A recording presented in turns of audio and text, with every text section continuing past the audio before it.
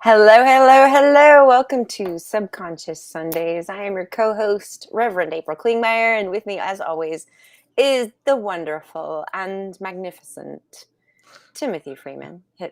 hypnotherapist.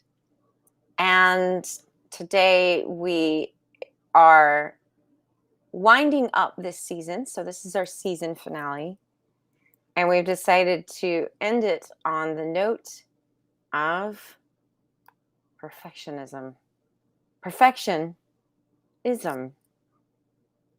Perfectionism. Yes. We started off the season with overcoming your own inertia, getting started. And I think this is um, part of our own inertia, perfectionism. Definitely. And I would have to say that ending this on the note of perfectionism, when I consider the content of that first episode, talking about like that idea of being radically imperfect, we've really run with that this season. And that's been kind of an undercurrent behind the scenes. Everything that we're doing is sort of like, well, as long as we're doing it, as long as we're having fun doing it, it doesn't have to be perfect. Nobody's expecting perfection. And I've always been saying too that the least perfect it is, the furthest it is away from perfect, the more relatable it is. So I hope that's true for you. So a little intention setting before we begin. Subconscious Sundays, as always, is a fun and entertaining, laid-back way to discuss potentially serious and heavy topics. Yet we remain open and inviting and welcoming to those who have questions or ideas to respectfully bring those to the conversation.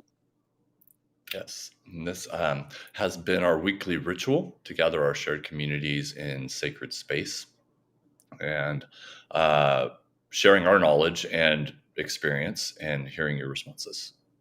Yes, and we are always mindful of our own core values, and we extend those out to you to be respectful of everyone's individual journey, stay rooted in compassion for ourselves and others while we promote growth and create a supportive community. Thank you for being here.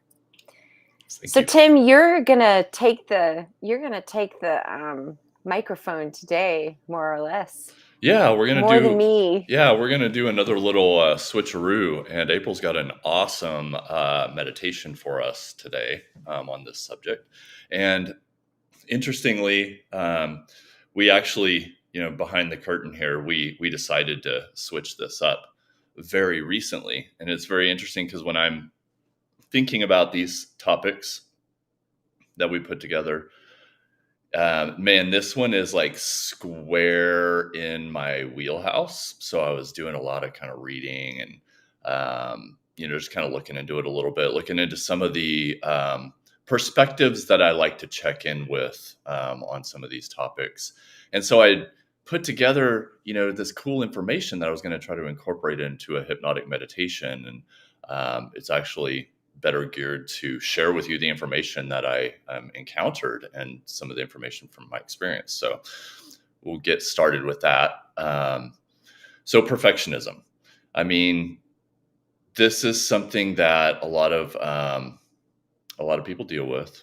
Me, definitely. It can really hold up our progress, but can also, having the resolve to and the drive to do something well and finish something completely is, positive to us in a lot of ways. We just get in our Yes, own way. and I have the lunchtime poll, Yeah. so we can Let's do it.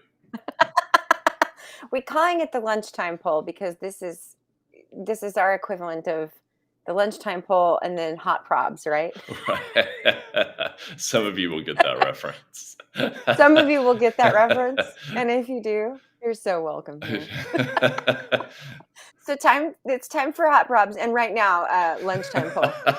The question: have you ever experienced, seen, or heard complete and utter perfection, and have you personally ever achieved it?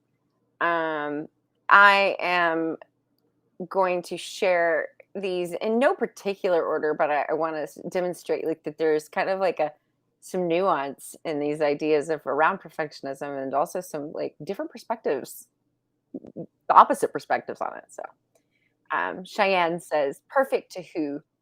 To me, yes, numerous times. I just don't go around looking for it or expecting it. So Janine says, now pay attention to the words that these different comments use, because you'll notice something. I hope you notice something. I'm not gonna point it out. I'm gonna hope you notice something. Perfection is a subjective and total illusion, generally speaking. Personally, we all seek it and experience our own versions of it. Oh, and hers continues. But at the end of the day, I think the idea and constant need to seek perfection is problematic and hurts a lot of folks. Joanna says, no, because that would be nirvana, essentially. Perfection is objective, if it even exists. Here we go again. Perfection is always subjective, though. I saw perfection when I first looked at my child's face when she was born. I have eaten perfection in my sister's potato salad that tastes just like my mom's. Sweet as Jill. It happens all the time and in a million little ways. And yes, every once in a while I achieve it too. And then my dad, Dwight, says, brief awe filled moments struck by the profound awareness that everything in the universe is exactly as it should and must be. Lovely. But back to what Cheyenne said. To who? Exactly. So, given all of that, I was wondering if you noticed there's a certain little Push pull between, is it subjective or objective? there we go. Yeah. I knew you. Well, these are really, really great, insightful comments, and I love to see how people are approaching these in ways that seem really helpful and adaptative, in ways that I wouldn't expect people to respond. So that's really cool. Yeah, absolutely. So I took a little bit more of a practical tack here with how to approach perfectionism, in just discussing this a little bit further. So we might think of things like qualities like being meticulous or methodical or even detail oriented. And these are positive attributes that really just, when out of balance, can kind of lead to perfectionism. But being a hypnotist, oftentimes some of these, we'll call them thought patterns or thought behaviors, maybe, are rooted in emotions in the subconscious mind. And so I think that identifying some of the emotions behind our behaviors and our thought patterns can be really beneficial to us. They really kind of represent the root of some of those behaviors, I think. So some of the two main emotions that come to mind for me in terms of perfectionism are really fear, I was also, thinking insecurity, which is essentially fear, right? It's maybe fear of what others might think of you, fear that you are won't be good enough for whatever, won't, that kind of thing. The other big emotion I think here is guilt. And we did an episode on this. We talked about guilt. It's kind of twin to anger in a way, in the respect that guilt can be anger directed at ourselves. And I think this might be because we tend to hold ourselves to a higher standard than we do almost anybody else, especially people who might call themselves perfectionists. And if we don't meet our own standards, we can feel a little bit of guilt or even shame, which is kind of a complex feeling that might involve fear too. I think with fear, there's a fear, like an external oriented fear of what other people think of you, which is a big issue for almost everybody. And then also fear that the more internally generated fear that you're not going to accomplish anything important in this life, or that you're not going to be lovable, or things like that. So Right. the roots of these emotions, sometimes, sometimes identifying what the emotion is can give us enough, can kind of bring that emotion up from the subconscious into our conscious mind and give us enough conscious objectivity to kind of examine what might be the satisfying response to those emotions and kind of help resolve it that way. Sometimes these things are subconscious. They're in our subconscious mind. There's something that happened to us. It may possibly in early life that caused this type of emotion. So if anything comes up in our experience later in life, kind of echoes that original experience, it can kick off this loop that might trigger this emotion and trigger these behaviors in the world that they're subconscious, or we might consciously even discount that might be at play. So we can use really powerful hypnosis to get to the bottom of that. But here I want to be a little bit more practical in terms of this.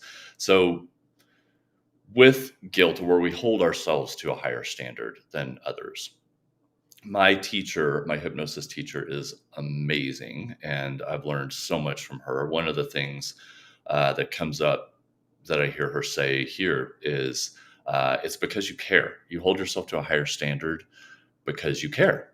So that's a kind of a nice little flip to think, instead of, oh, I'm so messed up here, you can think, well, it's because I care.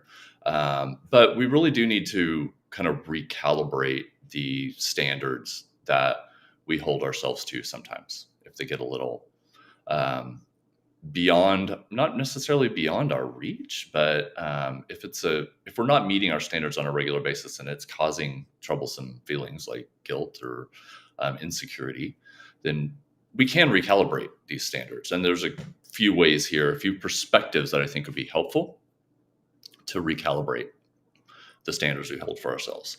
So one other thing my teacher, Erica, teaches in terms of perfectionism specifically is, instead of trying to be perfect, instead of striving for perfection, strive for excellence.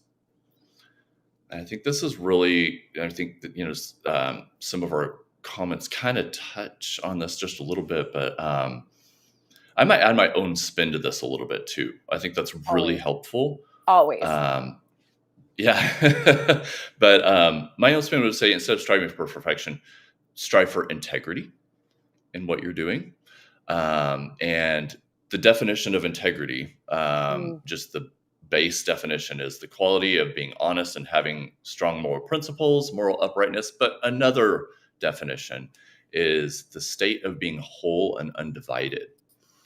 And I think that's what I'm getting at here. It's like we've been talking about all season, how we need to integrate our subconscious, our conscious, all levels of our being to be kind of more of an integral whole in this world, and operate from that level, and this access the resources of all parts of our being, subconscious being one level.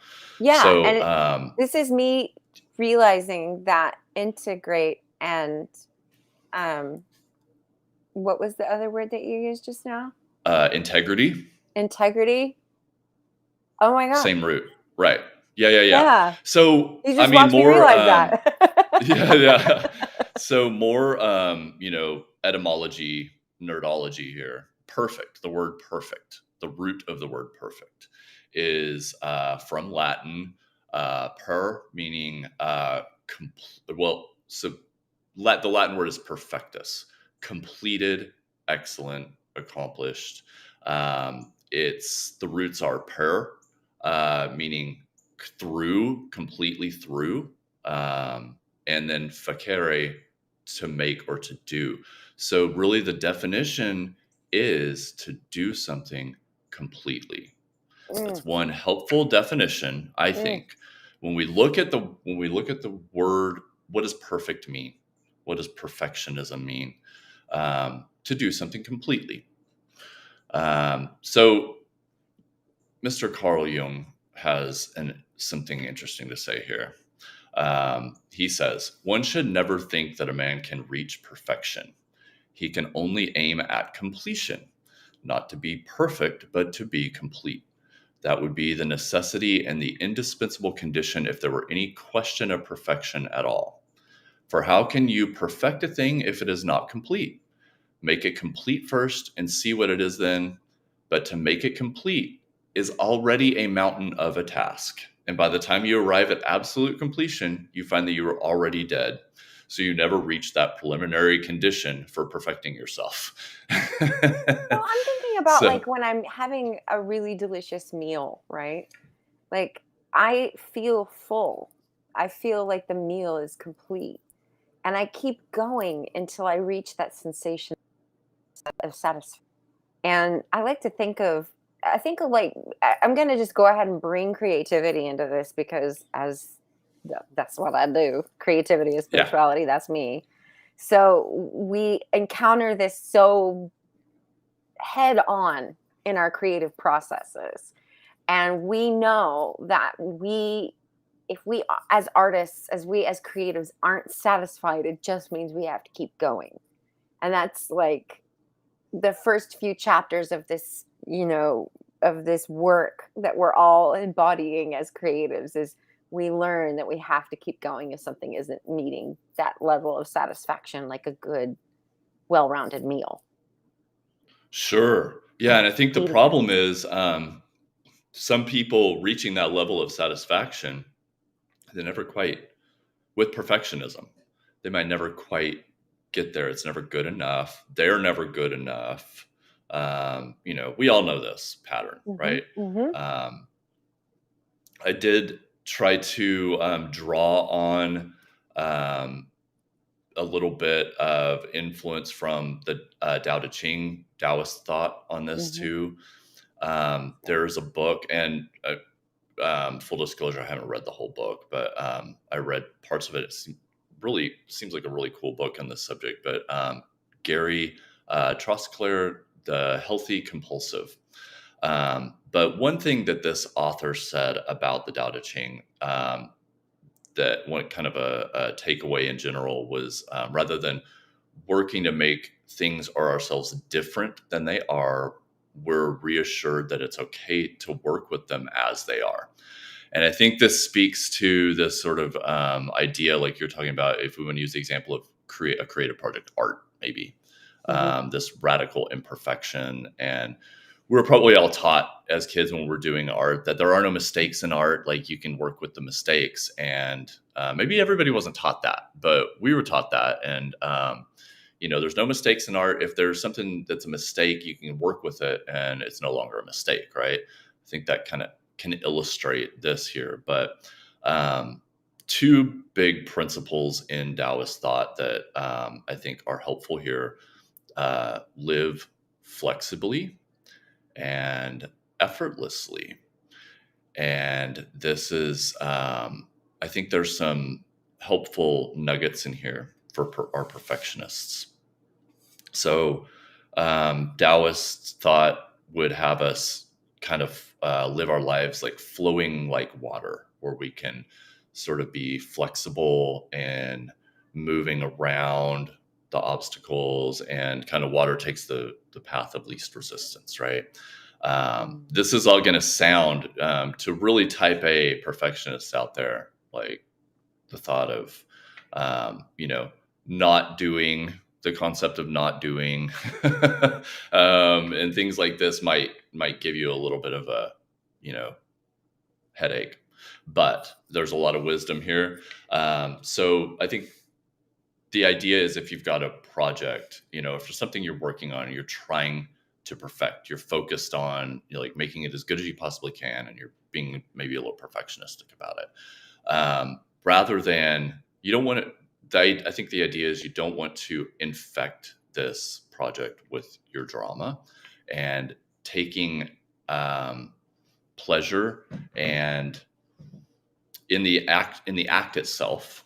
First of all, I think that's something April was alluding to. Take pleasure in the act itself, and as you're doing it, focus on doing it with excellence, doing it with integrity, but not getting caught up in trying to prove your worth, right? Right. Um, and then, further to that, I think we try to take control. Perfectionists might try to take control of situations where they see something wrong and they know they can fix it, and then they get into that mode, right?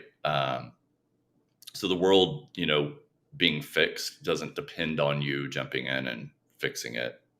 Is a way to think about that. But Sounds like hero so dynamic. yes, Mhm. right. And we've been Yeah, talking about the drama triangle here. You can see how this kind of locks in. absolutely. But really though, efforts to prove goodness and prove our own worth like this, we can really we can lose a lot of our life in things like work addiction, and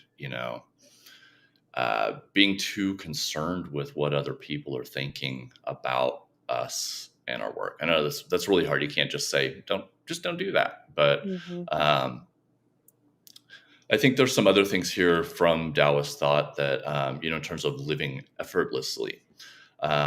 So you know, instead of striving to become a better person or a better artist or a better, XYZ, or becoming more virtuous. I think it's a lot more about becoming more comfortable with who we are now in this moment, and how we're our abilities, our capabilities, our strengths, our gifts to the world that we can bring now. Um, Becoming comfortable with that, and from there striving for excellence and integrity, rather than perfection, and making sure the world sees us as perfect and things like that. Acceptance is And perfection is all about, like, it's also about kind of getting things done. Perfectionism, like, you do want to complete something, right?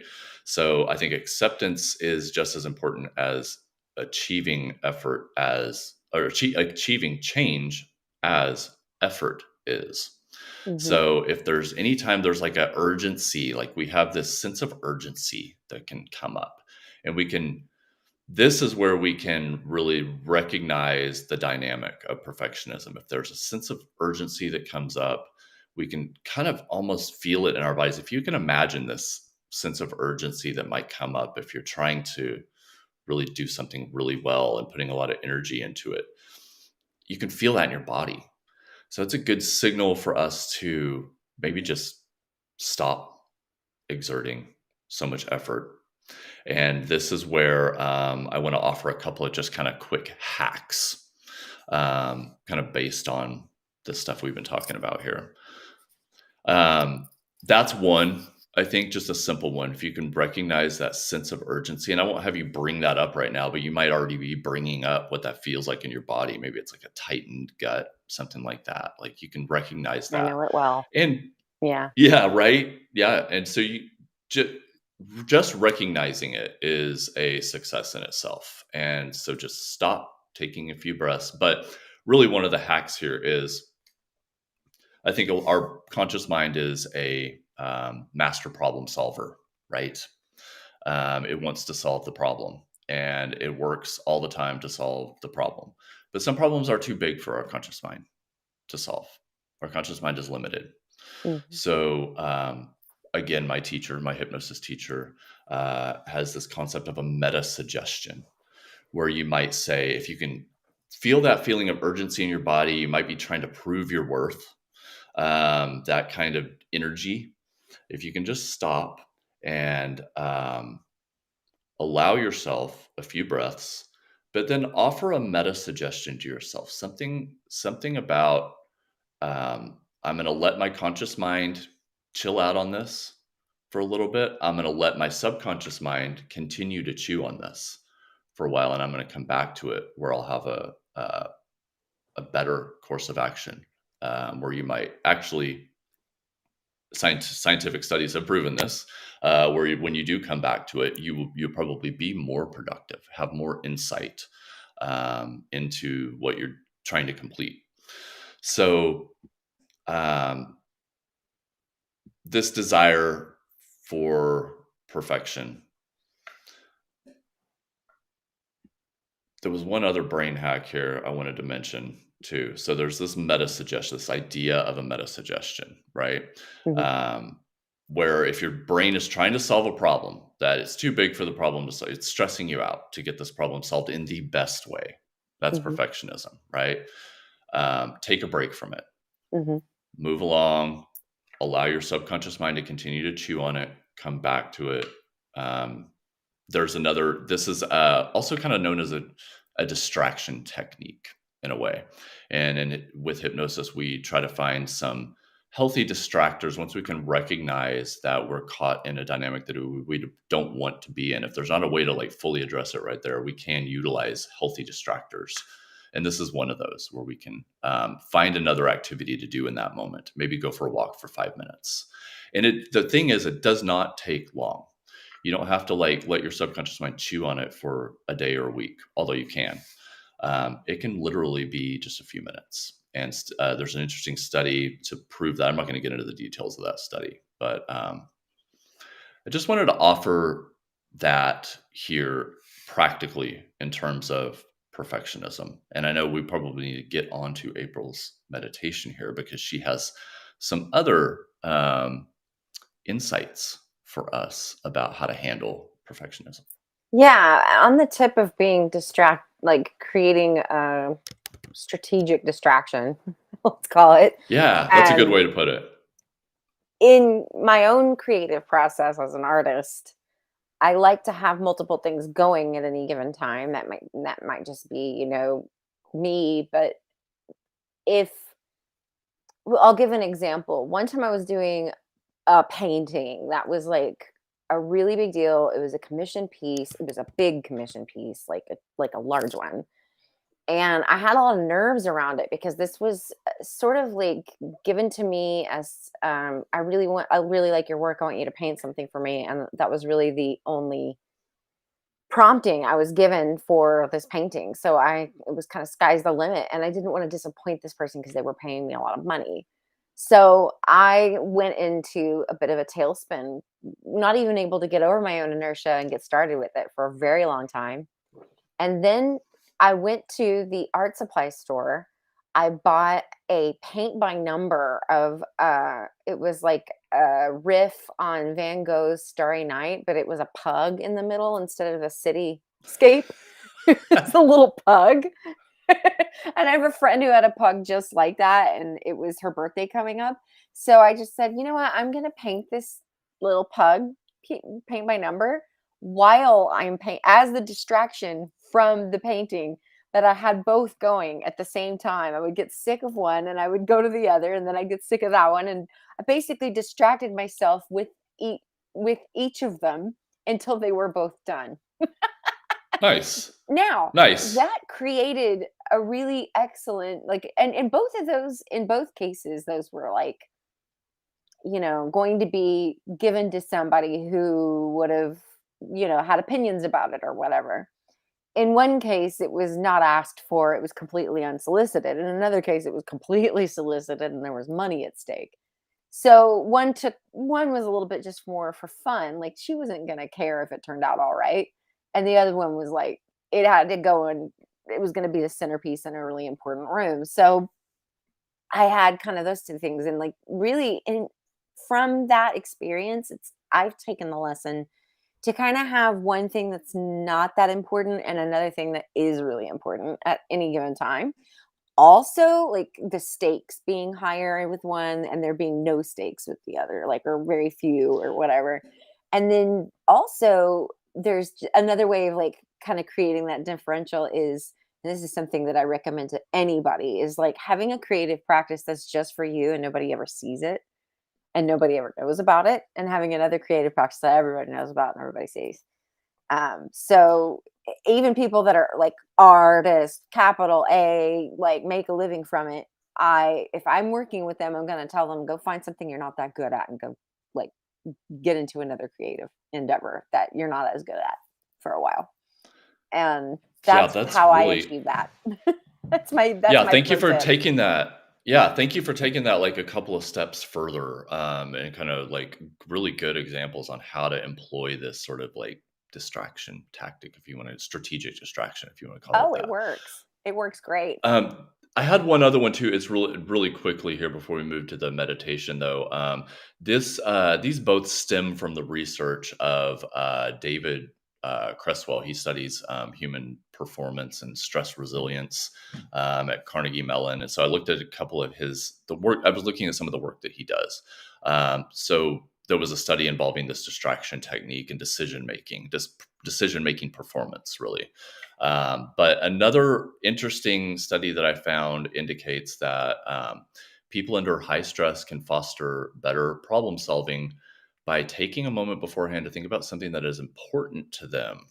It's an easy so, and what they mean by that is I think this can help us with the integrity piece, like acting with integrity or striving for excellence or striving for integrity instead of striving for perfection.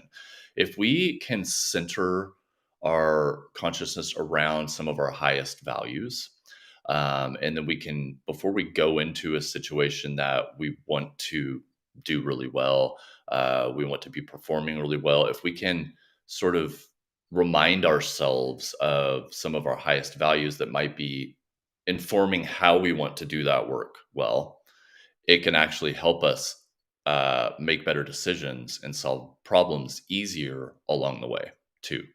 So I thought that was interesting, too. Yeah, definitely. So for today, I'll be leading meditation. And I want to introduce you all as our audience to, let's say, an imagining of one of the most important facets of my work, which is called creative alchemy. And ordinarily, in an ideal world, I would be standing next to you in this work, and we would be in the physical realm, and we would have all of the items that I mentioned in this meditation, and we would literally be doing exactly what the meditation calls us to do. But since we don't have all the materials and we don't have the physical space, and we're meeting today virtually, and this is either live or recorded, depending on how you're viewing it in your room or with your computer, and you don't want it to get covered in paint. Ha ha ha. There's a little hint. We're going to be doing this in our minds as if in the presence of one another in the dream state. So I invite you all. I'm going to go ahead and turn Tim's off so he can participate in peace without anybody looking at him, worrying about anybody looking at him. There we go. So if you are seated, go ahead and make sure that your feet are touching the ground, fully on the ground. And if you are lying down, make sure that your body is completely and fully relaxed on your couch or bed or the floor. Make sure that whatever position your body is in, that it is the position that you wish to be in should you suddenly lose gravity. Should gravity completely let go of its pull on you, you would want to be in this shape, this physical shape with your body. So as you feel gravity pull upon you now, make sure that there's no tension and no tightness. And make sure that your body is in a completely relaxed and comfortable state. And all muscles and bones are in the exact position to allow you full conscious breathing, which we will now do as we gently close our eyes. So we'll start to become conscious of our breathing, deepening the breath, bringing the inhale more fully into the sides of our ribs, and allowing the front ribs to point downward as we fill up our lower bellies with air as well, all the way down to the base of our spine, taking that inhale, each inhale into the full length of the spine down into the perineum, as if our torso is a fleshy balloon. And then we'll exhale by taking that breath up from the root of our bodies and out of our noses and mouths. And we'll inhale deeply all the way down and exhale all the way up. Now, as you're breathing in and out with your eyes closed, you might be watching swirls of shapes and colors in the scenes that you physically are viewing behind your eyelids. Whatever your eyes are viewing in their state of rest, let that come to you very fully. Become very conscious of the colors that are manifesting in front of you as if it is an abstract painting created by your mind only for you to see. And as you view this beautiful and amazing and very ethereal painting in front of you, I want you to consider something that's going on in your life that you would like to change. Be it something that makes you uncomfortable, something that makes you uneasy, something that's giving you pain, something that is really in need of adjustment in your life. This could be a situation, a relationship, something about your career situation, your home. Take that fully into your mind as you view that painting in front of you, that abstract painting that flows in front of your eyes. And I want you to find in that movement of color behind your eyes, find one color that represents that discomfort, that situation, that item in your life that needs adjusting, that pain, that discomfort.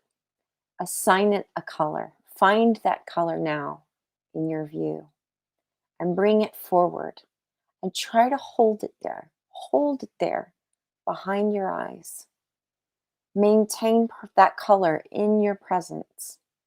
And now I want you to imagine in your mind that your hands are completely covered in paint, that color, non toxic paint that won't hurt you. You've got it all over your hands, dripping from your palms and your fingertips. And the backs of your hands are starting now to become covered with that paint. Your hands are like gloves of wet paint in that color. And you're going to approach a completely white wall, a wall that is absolutely flawless white, stark white.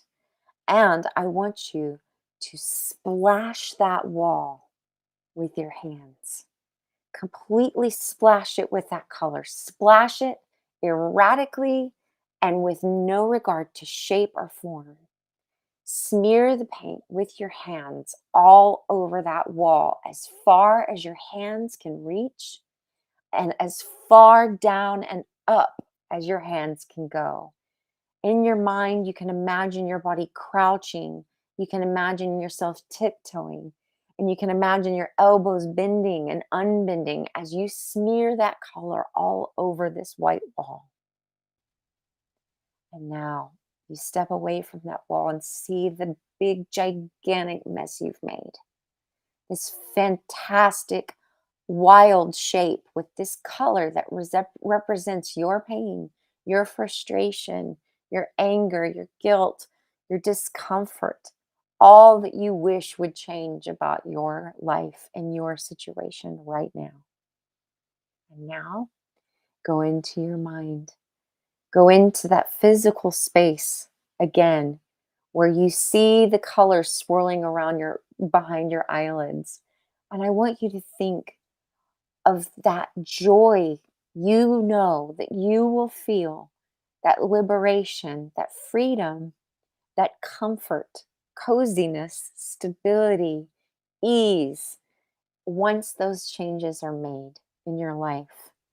I want you to fully feel that presence in your entire body of comfort, coziness, happiness, joy, ease.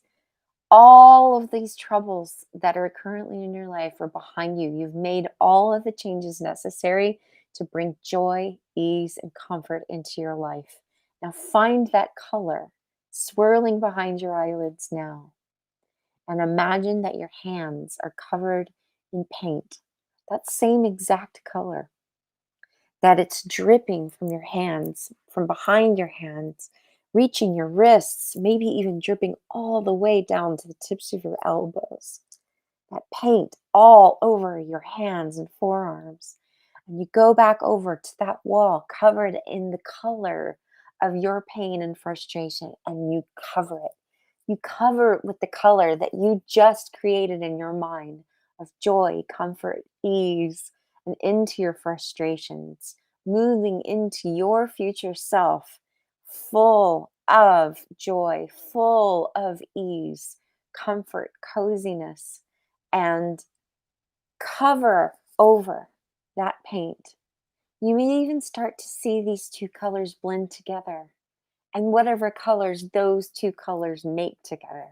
Start to see those maybe blending here and there, but mostly you're covering over that color that you used before with this new color.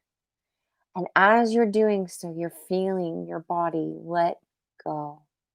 You're feeling your body become completely comfortable and at ease, fully released, fully complete. And I'm going to count backwards from 3 to 1.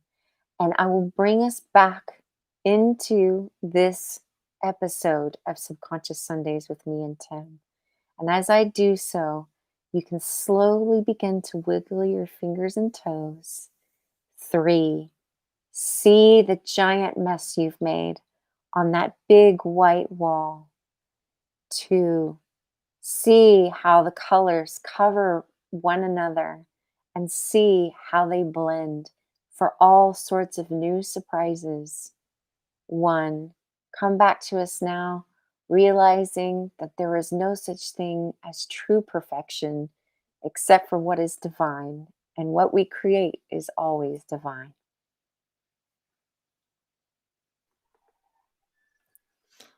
Awesome. Thank you. Wow. It's like I'm engaging in hypnosis pretty regularly. But that was really vivid for me. I hope it was for everybody too. And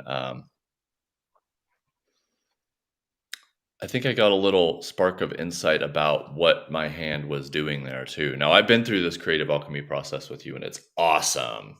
So thank you for helping with, introduce it in with this actual setting. creative supplies, yes. Yeah. Yeah. Well, thank you, Tim.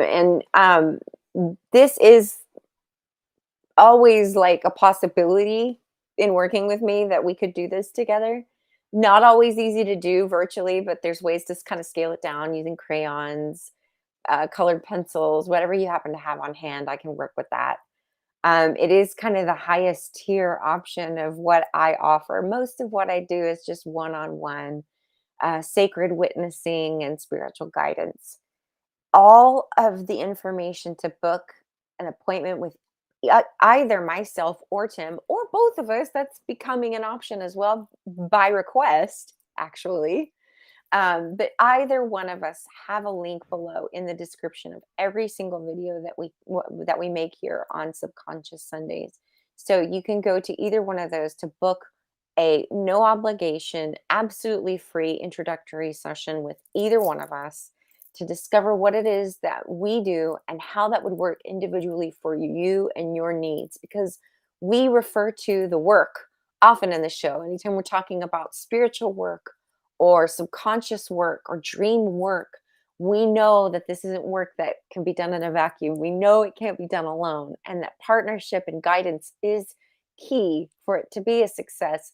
There's no such thing as perfection in this work either. Trust me, it won't be achieved, but it is going to move forward and feel more complete if you're able to work with somebody who's trained and professional and highly focused on seeing that through for you. Yeah. And thank you so much, everybody, for joining us as we have ventured into this project of Subconscious Sundays. It's really been a masterclass for me in uh, letting go of perfectionism, even just showing up here on camera to share kind of what we do has been a masterclass in letting go of perfection. So, thank you all for joining us. It's been a really fun set of episodes. And for all of you who've joined us live over the course of these last several weeks, thank you. And thanks for your awesome feedback. Yeah, and thanks for all of the people on Facebook who've offered their thoughts and commentary and have made their own life stories a part of what it is we're doing here and been part of the community in that way. Really appreciate that grist for the mill. It's helped us every single week. We're super excited to bring you a season two as soon as we can. In the meantime, wish us luck with our own individual endeavors and with all that you do. We wish you luck as well. We're always here for you. See you soon and have a fantastic rest of your day.